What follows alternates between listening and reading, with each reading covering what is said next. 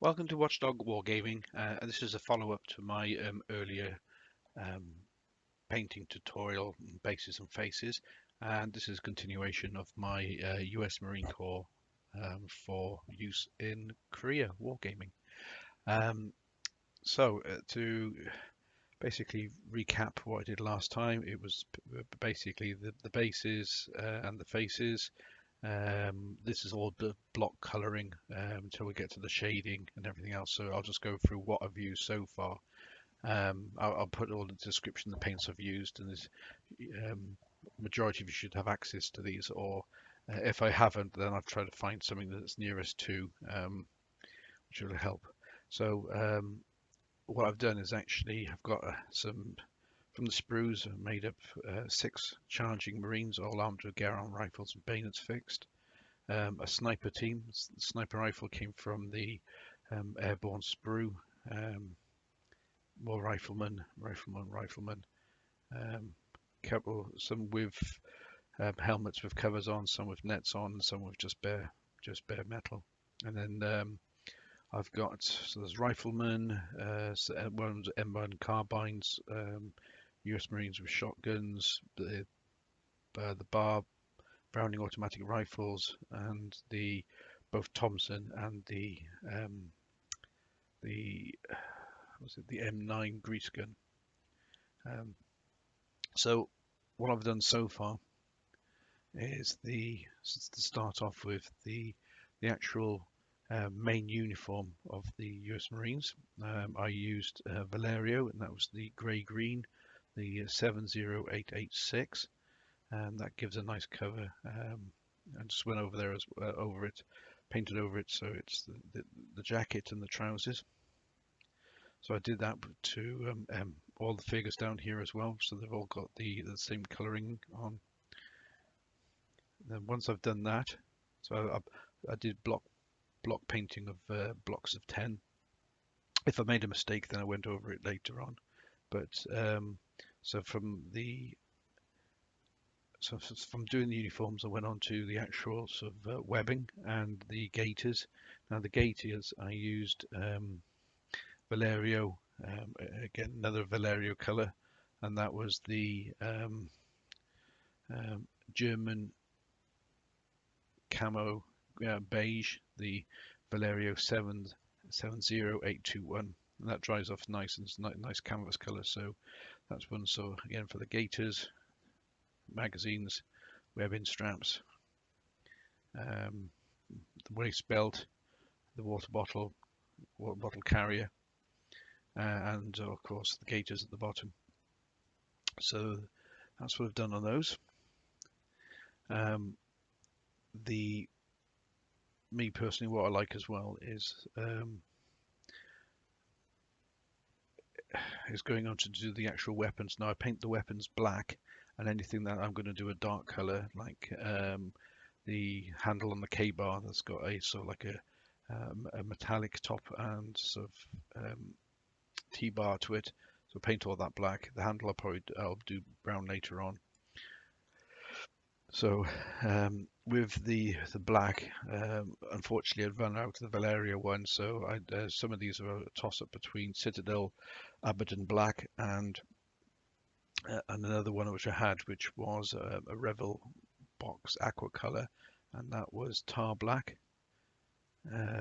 Again, the tar black is a nice one because it dries with sort of like a blackish grey, which is quite nice. And then sort of the boots. Let's see the boots. So all the boots again. I've used another Vallejo color on that, and that's the leather brown color. So the leather brown, that's gone for all the boots on all the figures. So that's my sniper rifle chappie at the moment. Armed with a Springfield. I put the cloth cap on him, and he's got the head that looks like he's smoking his cigarette. So and then sort of like the charging infantrymen. So the infantrymen have got their rucksack on. Now the rucksack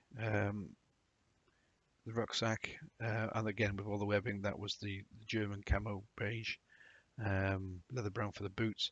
But then the actual sort of the poncho and the actual helmet cover, I'm messing around with Death Guard green at the moment.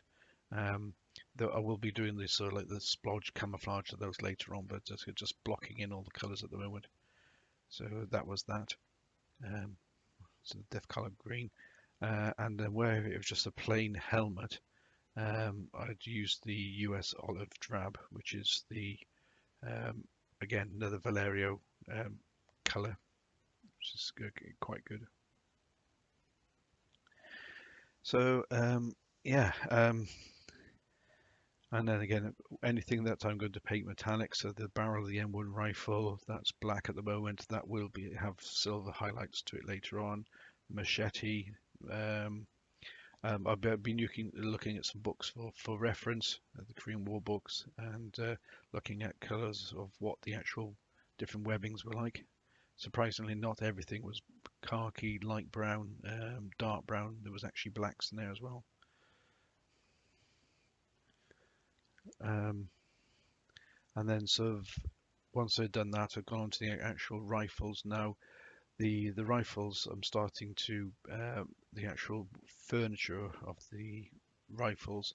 I use a Vallejo flat brown for that. Dries with a nice sort of like a reddish brown. Quite a few of the rifles I've got, I've actually got like a reddish brown tinge to it, and so it all depends on sort of the availability of wood in those particular areas or particular countries. So my Lee Enfield number 4 rifle was made in Canada, and so the wood on there is quite a rich colour, and that's from the trees that were freely available in Canada at the time. So yeah, so everything sort of metal is going to be is black at the moment, but it'll be so put like a nun oil on it later on, and so it'll have splashes of silver just where it's been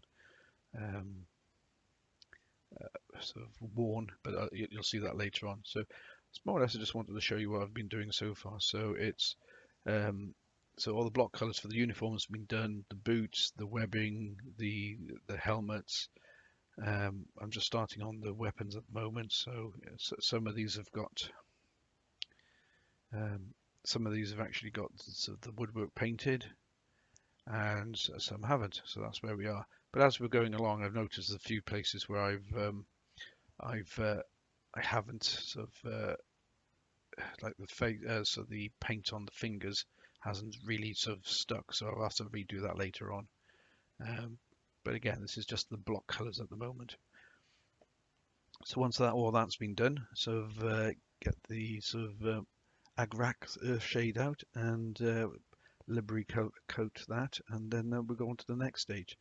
So what I'll do is probably come back to you at some point once I've blocked these colours out, and then we'll get to the earth shade point, and then we'll take it from there. So thanks for your time, much appreciated, and I'll catch you later on. Don't forget to like and subscribe, and yeah, thanks for joining me. Bye now.